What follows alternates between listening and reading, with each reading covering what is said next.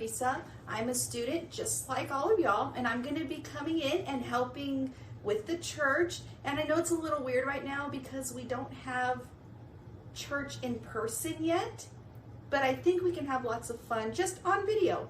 So I will be doing children's messages, so this is our first one. Now the story that we're going to talk about today is about two brothers from the book of Genesis. That's the very first book of the Bible.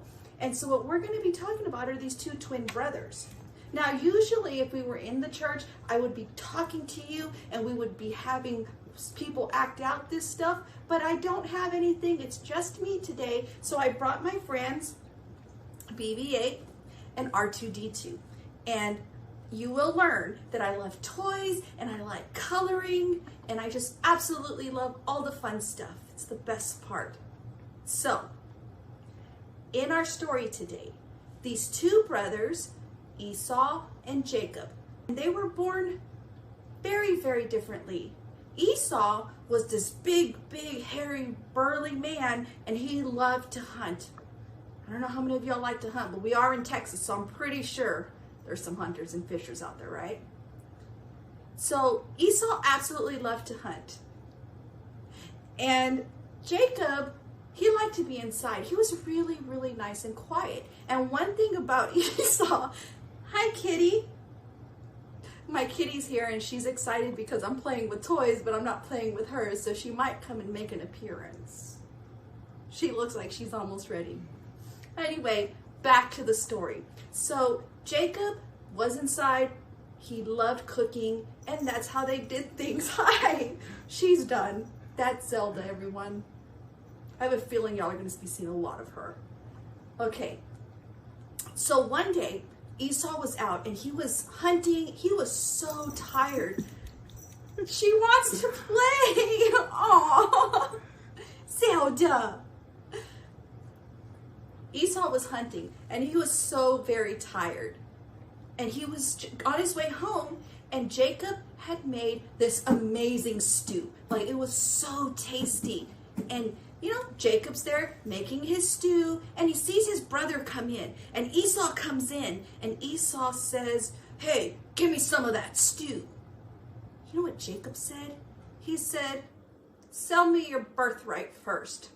Now, that took a lot for me to try to understand because I wasn't even sure what that meant. So basically what Jacob was saying was like, well, I know you're the oldest son, but I want to have all the good things that come with being the oldest son. So back in Old Testament times, that meant that he would get Esau's land and all kinds of other awesome things. So basically he was giving up his rights to everything that he got as the oldest son. So Jacob said, "If you want this stew so bad, give me up your birthright." And Esau says, "What do I need the birthright for? I'm just hungry." So he said, "Okay, you can have the birthright." So then he gives him the birthright, and that's where this section of the story ends. It's a weird place and a weird place to stop, but I want us to take a moment just to think about what it really means, right?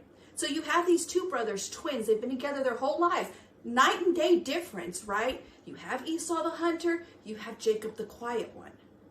But what they have between them is called sibling rivalry. So what that means is that when brothers and sisters, they sometimes get on each other's nerves. And I know nobody who's watching this video has ever done anything like that. But these two did. And what they did is they would fight or they would argue. And that kind of caused a lot of problems, as you can imagine, in the home, right? Because if you and your brother and sister or your siblings or your best friends, if y'all are arguing about something simple like who's going to get to play with this toy, if it's your favorite toy, or it's something that maybe it's your siblings or your friend's turn, sometimes feelings can get hurt. And sometimes people can get very angry with that. So what we're going to talk about today, a little bit later on in the adult message, is, hi Zelda, you got to listen too, okay? Okay. She wants to play with the toys. But what we need to really understand is that it's okay to have disagreements, and it's okay to be in a position where we feel like we don't really agree with somebody else. But something that we must learn now, something that we must learn that's going to help us for the rest of our lives as we grow up, is that no matter how many disagreements that we have, no matter how different somebody is from you, it's never okay to keep anger in your heart, because all that's going to do is cause everything to be divided. And so the biggest takeaway that I want for us to take for this today is that I want for us to just realize that it's okay if we feel upset, and it's okay if we feel angry, but the biggest and best thing for us to do is to know that we can still talk it out, and no matter how different we are from one another. Esau was a big dude. Hey, Zelda. Esau was a big hunter, and Jacob, his brother, was nice and quiet. But the important thing is that no matter their differences, no matter the disagreements that they had, they needed to have stayed together. And that's something that we need to learn as well, and always keep with us in our hearts, that no matter everything that may happen, that the best thing for us to do is to love each other, to be there for each other, even if somebody makes us a little upset. It's okay to feel upset, but the big thing is that we are called to be united, to be together, and try our hardest that if there's something going on, if we have an issue with somebody, talk to that person or get a grown-up and see if they can help you too. Because at the end, we are all part of one body, okay? Will you pray with me?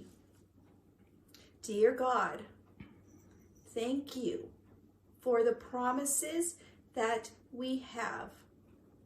Help us to love one another, even when we sometimes don't want to. And the whole church says, amen. And thank you so much, and we'll see you next week. Bye.